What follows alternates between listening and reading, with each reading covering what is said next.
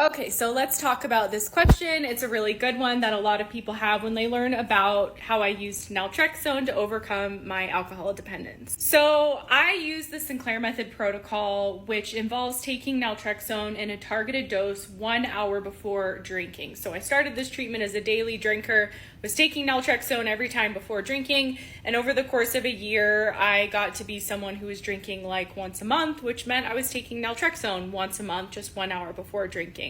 Now, what happened for me, which was kind of surprising, is that I ended up going alcohol-free through this treatment. I went on the Sinclair method to really be a normal, moderate drinker. I never had a plan to quit drinking, but after a little more than a year on this protocol, I just found that I was so uninterested in drinking that like months and months were going by and I wasn't even thinking about alcohol. I wasn't craving alcohol. I was preferring, coconut water and sparkling water.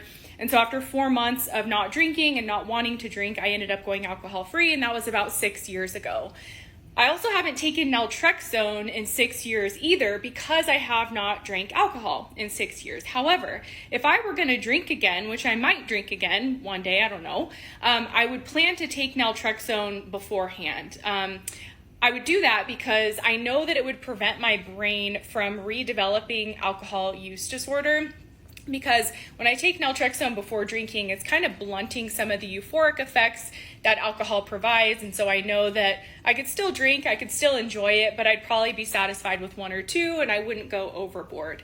I've known people over the years who were able to return to drinking again after this treatment without taking the naltrexone, but that's more, I would say, the minority. A lot of people who continue to drink will continue to take naltrexone beforehand just because it prevents them from redeveloping alcohol use disorder.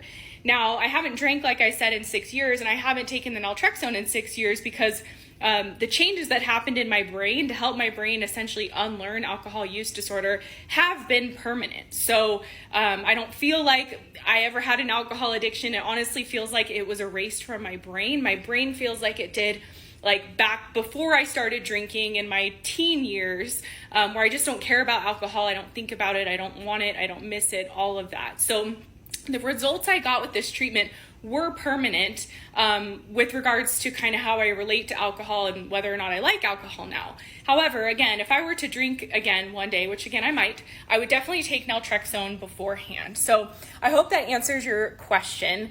Generally what I've seen for people who go on the Sinclair method, like I've talked to a lot of doctors who treat people using this protocol, and they generally do recommend that people continue to take the medicine as long as they continue to drink, again, because it just protects the brain from redeveloping alcohol use disorder. And that's definitely what I would do as well. Like, even though I'm a completely different person now and I'm not, the same person I was when I had my alcohol addiction, I still don't totally trust my brain because alcohol addiction runs in my family, and I would be concerned that if I drank again without the naltrexone, over time I might redevelop the alcohol use disorder tendencies, and I just never want to go back to where I was. So I keep naltrexone on hand. If I want to drink again one day, I'll just take it beforehand.